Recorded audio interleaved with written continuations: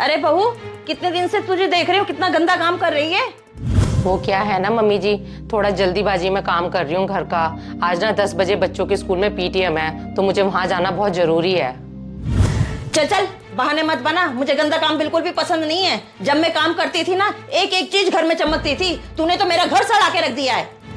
Mummy जी, मैं अपनी तरफ से पूरी सफाई रखने की कोशिश करती हूँ। रोज सुबह 5:30 बजे उठती हूँ, पर पूरे घर का काम मुझसे खत्म ही नहीं हो पाता है। आपको तो पता ही है, दोनों बच्चे कितने शैतान हैं। कोई भी सामान जगह पे नहीं रखते हैं, इधर उधर फेंकते रहते हैं।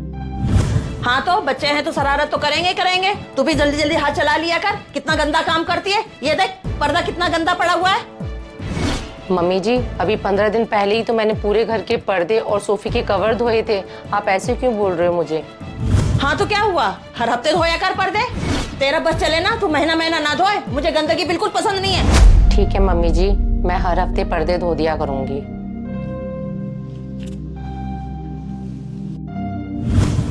रिद्धि बेटा, सारी बुक्स रख ली ना टाइम टेबल के हिसाब से? सिद्धि, अगर आज आपने अपना लंच फिनिश नहीं करा ना, तो मम्मा आपसे बात नहीं करेगी। सोच लेना बेटा, मम्मा इतनी मेहनत से आपके लिए लंच बनाती है, आपका लंच पैक करती है, और फिर आप खाओगे नहीं तो मम्मा को बुरा लगेगा ना बेटा। आज पूरा लंच फिनिश करके आना दोनों बच्चों ने मेरे। अरे बेटा, मेरे फोन का रिचार्ज तो करवा दे। ये बहू पता नहीं कहाँ चली गई, अभी तक चाय नहीं लेके आई। ओ बहू, मेरी चाय तो ले आ। बस लाई मम्मी जी, बस बन रही है चाय आपकी।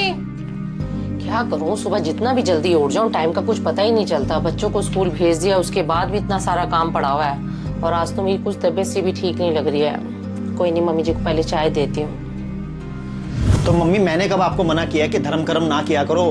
अब आप ही बताओ, अगर हम विद फैमिली हरिद्वार जाएंगे तो कम से कम 10-15 हजार तो लग ही जाएंगे ना। पता है बेटा, कितने सालों के बाद ये दिन आ रहा है। उस दिन गुरु पूर्णिमा भी है और गुरु जी का जन्मदिन भी है। इसीलिए मैं कह रही हूँ कि चलने के लिए।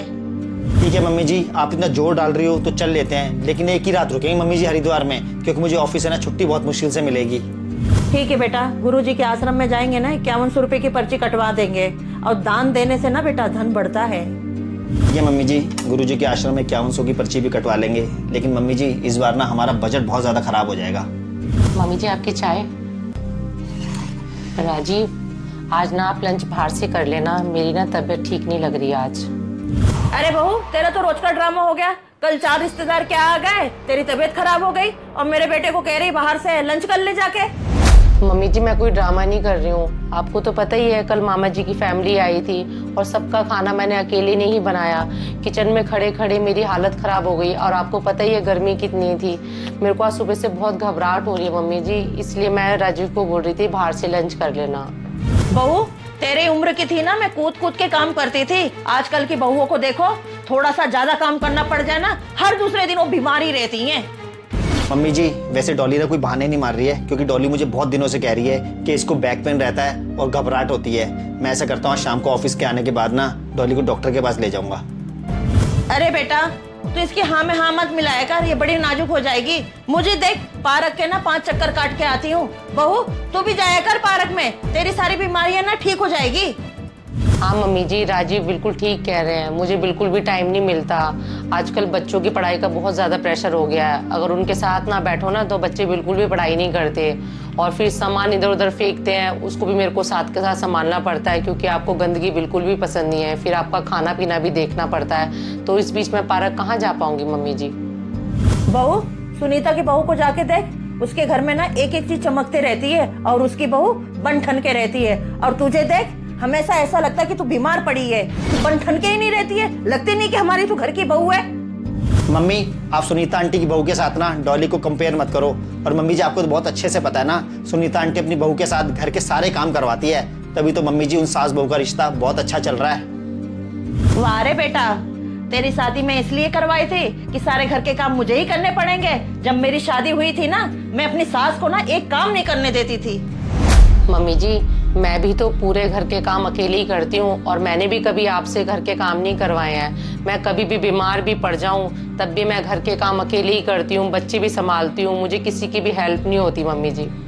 अरे बहू, अभी तेरी उम्र ही क्या है, कभी तेरे कमर में दर्द, कभी तेरे सिर में दर्द, कभी तेरे पैर में दर्द। मुझे देखना, अभी तक कुछ बीमारी नहीं है। मम्मी जी, पहले के टाइम पे ना सब कुछ ताजा और प्योर होता था, तभी पहले के लोगों को ज्यादा बीमारियां नहीं होती थी। लेकिन आजकल हर चीज में मिलावट है, तभी तो आजकल लोगों को बीमारियां लग गई हैं। मुझे और कुछ नहीं सुनना। मुझे इस घर में साफ सफाई चाहिए और टाइम से खाना चाहिए, बस। कुछ कहानियों का कोई अंत नहीं होता, और ये कहानी भी उन चंद कहानियों में से एक थी। मैंने ज्यादातर परिवारों में यही देखा है कि उनके यहाँ झगड़े और आपसी मनमुटाव का मुख्य कारण घर में साफ सफाई और खाने पीने को लेकर ही होता है। और फ्रेंड्स, ज्यादातर सास अपनी बहुओं को यही कहती हैं, जब हम तुम्हारी उम्र में थी ना तो बहुत ज्यादा एक्टिव रहा करती थी और हमें किसी भी तरीके की कोई भी बीमारी नहीं थी। पर आजकल की बहुओं को देखो, हर दूसरे दिन बीमारी का बहाना लेकर पड़ी रहती हैं। फ्रेंड्स, ऐसा बिल्कुल भी नहीं है। पहले क्या होता था, पहले सब कुछ खाना पीना एकदम प्योर और शुद्ध होता था, इसलिए औरतों को कम बीमारियां होती थी और औरतें ज़्यादा एक्टिव रहती थी। लेकिन अब समय बदल गया है। अब आपको ही पता है कि अब हर चीज़ में मिलावट होती है, जिसकी वजह से औरतों के शरीर में कम एनर्जी रहती है और बीमारियां भी बहुत बढ़ गई हैं। तो फ्रेंड्स, आप लोगों से यही रिक्वेस्ट है, इस वीडियो को ज़्यादा से ज़्यादा शेयर करना ताकि सास बहू के रिश्ते अच्छे हो पाएं। धन्यवाद।